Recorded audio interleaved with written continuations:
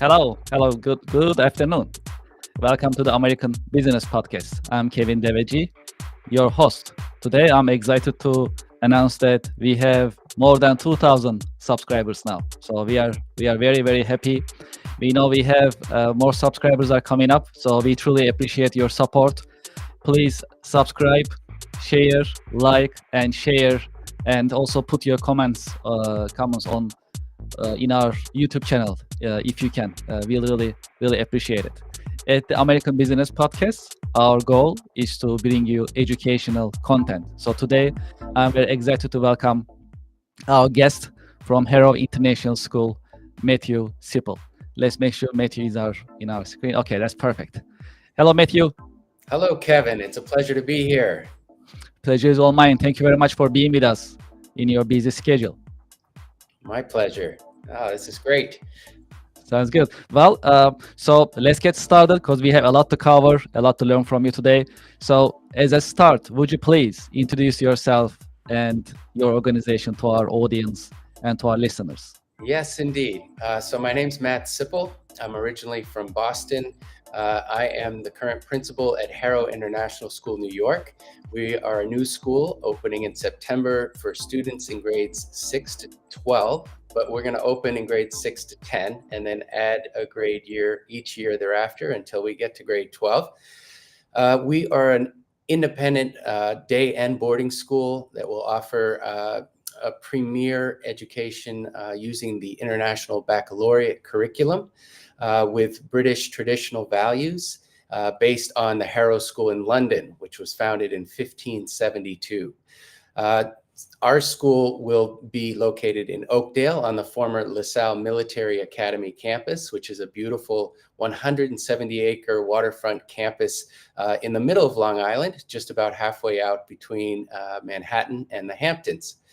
So I'm very excited to be leading this team as we look to open in September in grades 6 to 10, as I mentioned.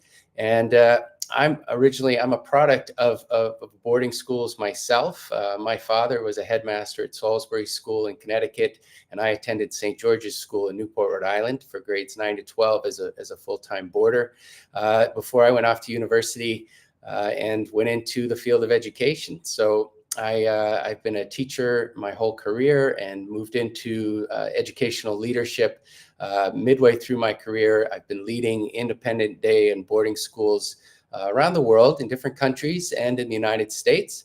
I've worked in Switzerland, Thailand, Saudi Arabia, India, Latvia, and the Netherlands. And I've also helped to lead schools right here in New York, most recently in Westchester at the EF Academy and also at Buckley Country Day School here in Nassau County on Long Island. So it's a pleasure for me to be here today and to be helping to lead Harrow International School, New York, as we look to open. Thank you very much.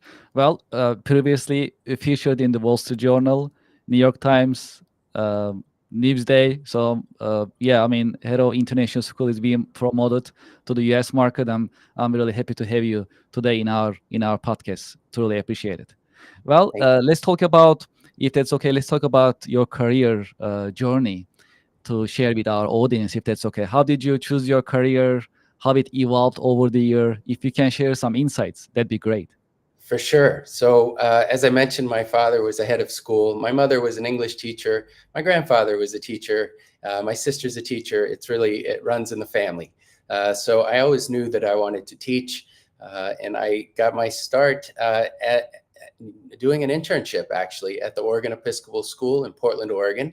And that was for 2 years. I was coaching, I was substitute teaching, I was being a dorm parent in the dorms and tutoring, doing SAT prep, anything I could do to get my feet wet and in the classroom. So it was a great experience, and it really cemented into me this is what I wanted to do. So I went to graduate school and I studied history. I got a master's in history at the University of Pennsylvania. And during that time, I was also head of a living and learning house on campus right in Locust Avenue. If anybody knows the Penn campus, I was at the Castle at 36 and Locust and had a fantastic experience. And from there, I went on to teach at the Isidore Newman School in New Orleans. One of my most famous students of all time was in 10th grade there. I taught Eli Manning history, and was always have been a Giants fan ever since. That really got me, going into teaching, and I decided I knew I wanted to go into international education. So I attended a job fair and had an offer for a job in Switzerland that I ended up taking, and that's where I made the change into leadership. I moved from being a full-time teacher to eventually being the assistant headmaster of that school, and that really showed me that this is what I wanted to do, and be in school leadership. Like my father, and so I needed to go back to school. So I went to Columbia Teachers College. I did the Klingenstein program there. Had a wonderful experience, and I've been in leadership roles ever since. Director of Educational Advancement, academic dean, deputy head of school, and now I'm currently the head of school here at Harrow, which we call the principal. So it's a little confusing, it's not the same as an American principal, but it's a head of school role, and it's just a thrill to be here and helping to lead the school in this exciting phase of its journey. Yes, I'm always, I have tremendous respect for teaching and teachers. It is because it's a profession of passion. You have to really love it. You have to love teaching and also educating the next generation. So I'm really excited to listen to you in this podcast. Teaching is great. It's very respectful. Also, when we think about your work, what are the exciting and most challenging parts that you see in terms of teaching and teaching career, you'll say?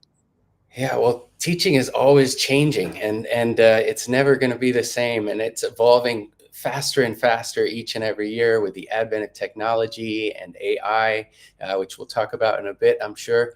And the challenges that teachers face, the expectations for schooling, and what parents expect and what society expects schools will do in raising children have gone up. And so, what used to just be a place where students would go to learn facts and figures and memorize things, now it's a place where students learn how to become global citizens, where they learn lifelong durable skills, critical thinking, collaboration, communication, where they're really taught values and instilled in them a love of lifelong learning. And the stakes are even higher than ever. And so the expectations and demands on schools have gone up, on teachers. And I think you'll see, if you looked at statistics and teacher retention rates, and how challenging it is to retain fantastic teachers, and especially with COVID and what happened in education during COVID, it's certainly even more challenging and more important, critically important, for fantastic schools to be an option for parents to consider for their children when the stakes are just so immensely high as they are now.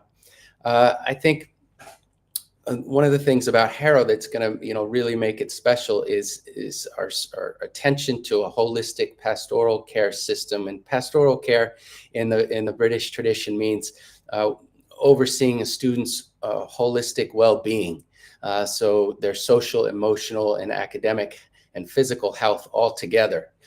So that's something that we specialize in, that Harrow is known for, having an incredible attention to holistic pastoral care, and we will model and provide that here as well. So having a small student to teacher ratio, where teachers get to know students really well in a variety of capacities inside and outside of the classroom. Their teachers are their coaches, and their dorm parents, or as we call them, heads of house and tutors. They are seeing students in clubs and activities and sports, and in the dorm and in meals. They're just getting to know each other so much more, and the teachers are able to provide holistic care that can translate into more effective engagement in the classroom. And that's something that we really can provide, that I think is needed in today's age, when students' attention is really competing with so many different things, whether it be the technology in on their phone or on their laptop or mass media, and their engagement is just really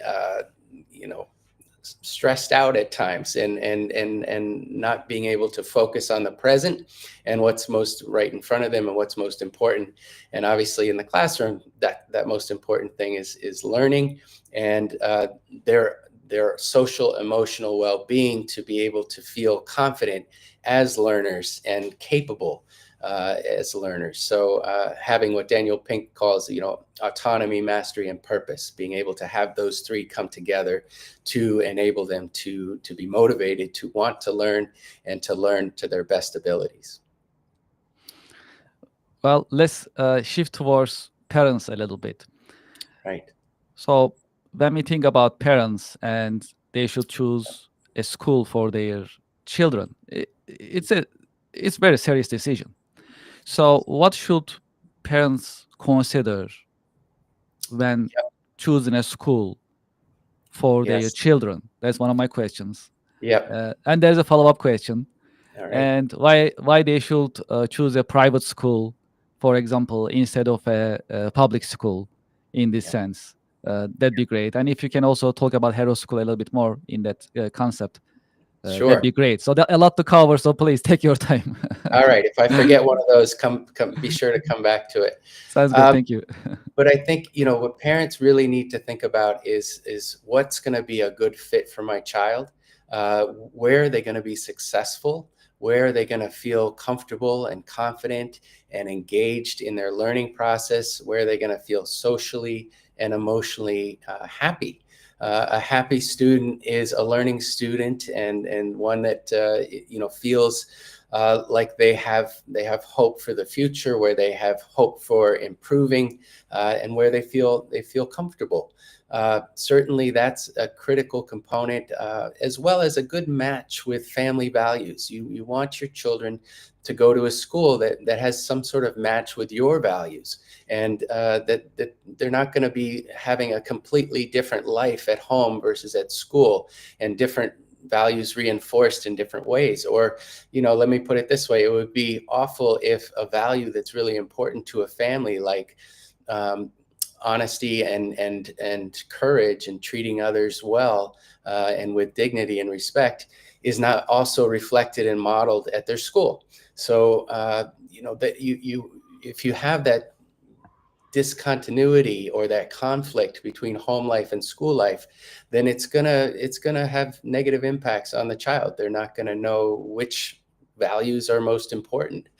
So that's really critical. And of course, there are logistical considerations such as expense and location, travel time.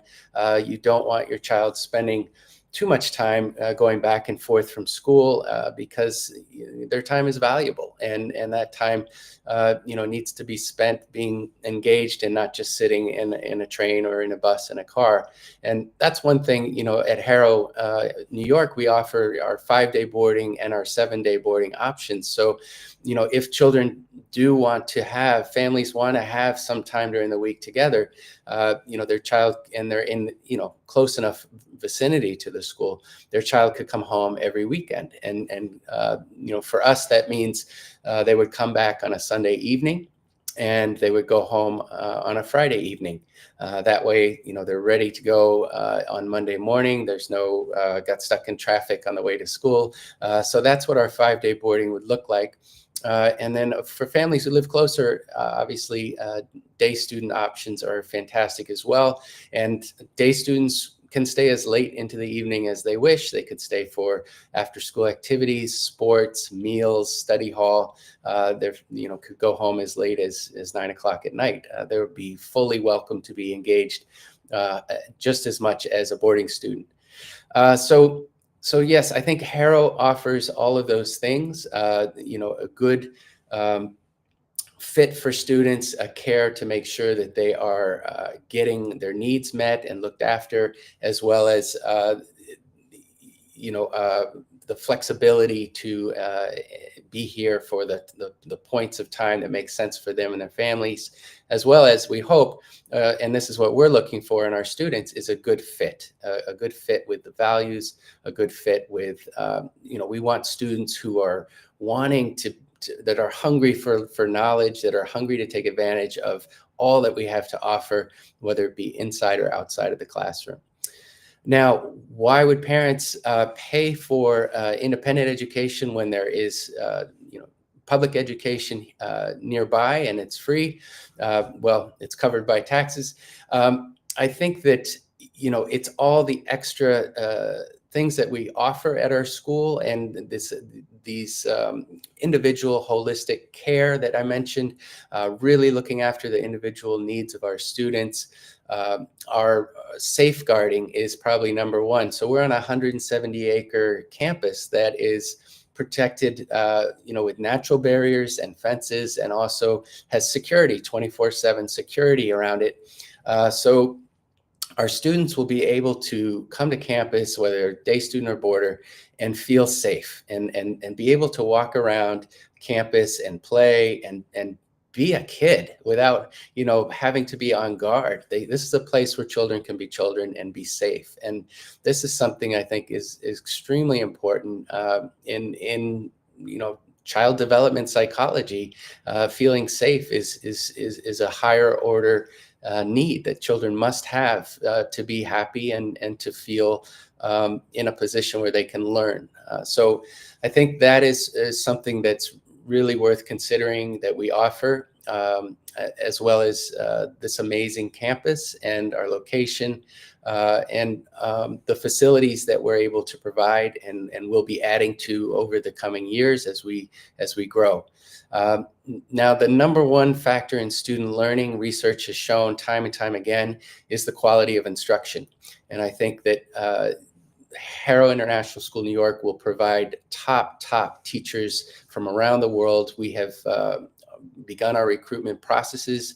We had over 1,000 applications for our positions, and we only have 16 positions for opening. So we've gone through those incredibly carefully, done thorough background checks, reference checks, had a very detailed application process and interview process that we followed with every candidate, exactly the same questions, same checks, to ensure that we're following the national minimum standards set for the UK, which Harrow in the UK also follows, to ensure that we are hiring teachers not only who are 100% safe to work with children, but teachers who have amazing backgrounds in the type of curriculum we're offering, which is the IB curriculum, International Baccalaureate, as well as international curriculum, as well as experience with boarding schools. So we have already pulled together an amazing faculty and staff, and that is going to be a difference, a game changer for our students. Our teachers are coming in ready to hit the ground running with incredible experience and knowledge, subject knowledge, as well as the latest and greatest professional development techniques, and they are up to speed. And I'm just so excited to be able to bring this faculty together and to introduce them to our community in August, well, when students get here in September. But that's the number one, I would say, the Harrow difference is the quality of our teachers, in addition to the campus and the facilities and the attention to holistic care that we're going to offer our students. I like to learn about your insights about AI. This is another popular subject that we cover pretty much in every episode of our podcast. So what is your take on AI and how it will change education system, education in general, and as well as business? Yes, it's already changing so many things as we're learning. Just in the past 2 years, it's a game changer. There is no doubt. And just for fun, for today, I got into ChatGPT and I typed in to AI. I asked AI to predict how AI will impact education in the next 25 years. And it is exactly what I would have predicted. One of the main changes is, learning is going to be more personalized. Learning is going to focus on what the student already knows and what they need to know and how to make up the difference. And so, now in the industrial model that we have in so many schools, especially here in the US, it's more of a one size fits all. This is what the teacher's teaching. This is what you need to learn. This is what is going to be on the test. And that is not fitting. It's not a one size fits all, because some of those students, normally half of students in a classroom, they already know the content that's being provided in some way, shape, or form. So this will be able to tailor that learning. And as Dewey wrote over 100 years ago in his famous work, The Curriculum and the Child, you have to tap into the students' interests and passions in order for them to engage in learning. And so AI will allow us to do that. It will be more real-time, at the moment assessment. It will follow not only what students know, but how they're feeling when they're learning in the learning process. It will totally change the role of teacher from distributor of knowledge, to a mentor and facilitator of learning. And so for kids to learn, they have to have slept, they have to have eaten, they have to be hydrated, they have to feel safe. And so a teacher's role is going to really ensure that those things are happening, that their children, their students are ready to learn and able to learn and getting the support they need when they get distracted or sidetracked or are stuck. And AI is going to be much more of, helping them to learn the information and helping them to solve problems. I think learning is going to be a lot more project-based. Students will be collaboratively working on projects to create things and solve problems and build things. And, whether it be computer models or coding or, anything of that nature. I don't mean building actual buildings or products, but creating knowledge, answering questions. There's going to be much more of an inquiry-based focus, like we have already with the MYP and the diploma program that we're going to be offering. The IB curriculum is inquiry-based, so you start with essential questions, and the teacher will make sure that those questions, that we're asking the right questions, that students are focused on the right questions, and that those questions are going down a certain path, that the curriculum is clearly articulated, guaranteed, and viable, just as Marzano has always said. But the teacher will be much more of a guide of learning and then a distributor of knowledge. And so that's a big change. I think another change that the AI is mentioned here is that there'll be more forecasting of where students are heading with the skills that they have and what their strengths are and how to leverage those strengths to improve their learning, and more individualized, tailored learning towards what their goals are, where they're headed as they get older, where they're headed towards a career. When they're younger, obviously it's more general, but as they get older into 11th grade, 12th grade, and they're thinking about university and what they're going to specialize in, AI will be really helpful in helping to play to their strengths and guide their learning that follows their passions and their interests and what they're hoping to do in the world. It's going to be definitely exciting, that's for sure. Well, let's talk about some predictions. So one of the questions we ask to our guests is, about predictions in terms of this year and further, in terms of job market, business, and education. Are there any predictions that you'd like to share with our audience? Well, I am certainly not an expert on the economy or where things are headed in the business world, but I am familiar with the patterns as a student of history.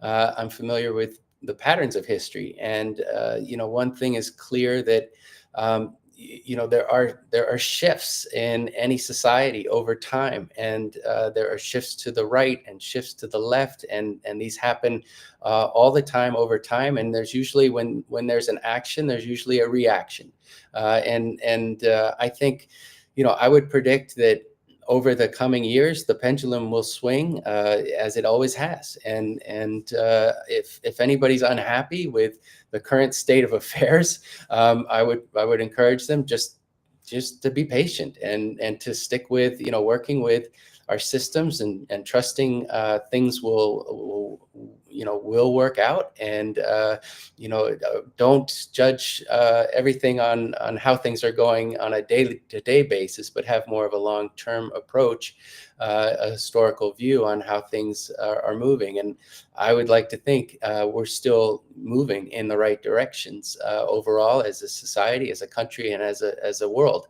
I, having worked in 7 different countries, have gotten a very global perspective on things, and I've lived in countries where there was an authoritarian regime. I've lived in countries where there was a king. I've lived in countries where there was a total democracy. So I've gotten to see a range of different governments and political environments, and I see advantages and disadvantages. They all have, and I take very much a long-term view that as long as we, as a society, as a global culture, continue to focus on what's important and treating each other with dignity and caring about our planet and thinking about future generations and having empathy for others who are less fortunate than us. As long as we continue to instill those really important values and beliefs in our youth, there is hope for the future. And I'm very optimistic. And my whole profession, my whole career has been dedicated towards building future leaders who care about their planet and those around them. So I predict a bright future ahead as long as we continue to stay dedicated to educating the next generation to care and to try to make a difference in their world. Speaking of next generation, what advice do you have for the next generation, future generation who are interested in getting into teaching? Well, get experience is my main advice. And there are wonderful summer programs that high school students and college students can get involved in from an early age to test out what teaching is like.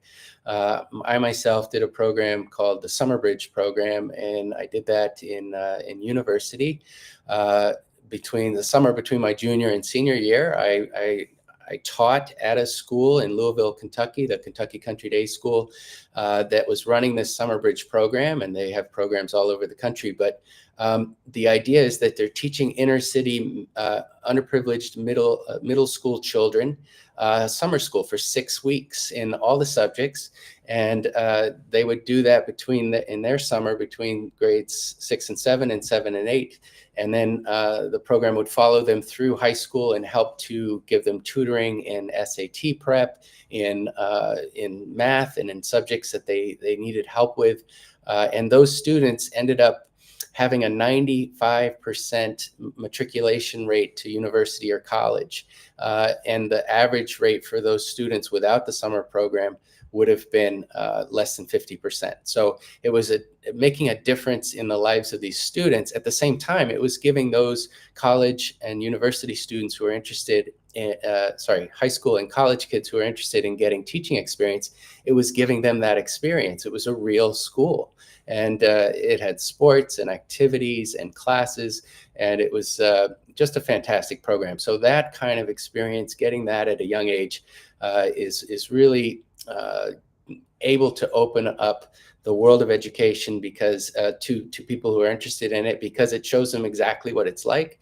It gives them experience for their resume, and it's life changing. So I highly recommend any kind of experience like that, whether it be camp counseling or summer school teaching or just tutoring. I think tutoring other students is a great way to see if you enjoy that experience of helping somebody else learn. It's not for everybody. It takes patience. It takes a dedication towards being understood and understanding where the learner is and where they're confused, and it takes empathy for how difficult the learning process can be at times. So it's definitely not for everybody, and I recommend everybody try it in one form or another, see if it's something that they get joy from and they feel that sense of reward. And if they do, then I highly encourage, people to follow their passion and get a degree, and that they can teach and get certified to be a teacher, if possible. When I speak to leaders, they typically have role models that help them evolve and become who they are today. Do you have, or have you ever had role models? Can you tell us about your role models? Oh, sure. Gosh. Throughout my education, I had many teachers, in addition to my parents, who were obviously also teachers and role models for me. I think I had teachers from very early on who I looked up to as role models, and especially at St. George's School in high school, there were several teachers. My Latin teacher, Mr. Hempel, my football coach, Arch Montgomery, my advisor. There were many teachers who I looked up to and were very impactful on me and helped me as I moved on to university and reflected on those experiences. A lot of those life lessons that I learned from them, I could apply as soon as university, and when I had a little distance to absorb and reflect on those life lessons. So yes, fantastic. I've been so lucky and blessed in my life to have amazing adults to help guide me as I went through the learning process and learning how to be a respectful and productive adult. Yeah. Well, hard to believe 30 minutes already passed, but we are coming to the end of our podcast. Well, my last question will be: do you have any final advice that you like to share with the next generation with regards to their choice for their career as well as further in their career path? Yeah, I think my advice is to have a plan and have goals and to look ahead, but also to try to stay in the present as much as possible and not to be worried about the future. I think what we do on a daily basis, the habits that we have, the practices that we do on a daily basis, those will actually determine our future. So worrying about the future and having it to be debilitating, to such an extent that it paralyzes you in the present day, that is going to mean that you'll be paralyzed in the future. So you need to be focused on daily habits and routines and staying positive and taking care of yourself. I think my advice to any young folks is to treat every day as if it's going to be one of their last, and take good care of themselves so that they can have a long and healthy future ahead, and pursue their passions. They want to find a job that actually doesn't feel like a job. It feels like they're doing something they love. Yes, yes, that these are great advice, and we truly appreciate it. And thank you for being with us in your busy schedule on this Friday, Matthew.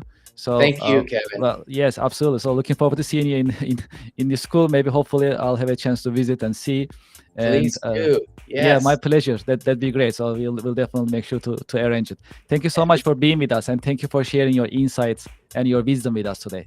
Thank you so much, Kevin. Everybody's welcome to come visit Harrow, New York. Just let us know if you're interested. Sounds good. Yeah, thank you for the hospitality. Thank you. I appreciate it. Well, to our audience and to our listeners, thank you very much for being with us.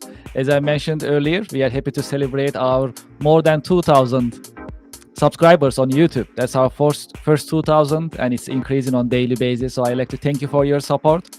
Please share, like, and also invite your contacts to our YouTube channel. And as you see, just like today, we create educational content for our audience. And I'm looking forward to seeing you at our coming episodes. Thank you very much. Have a nice day.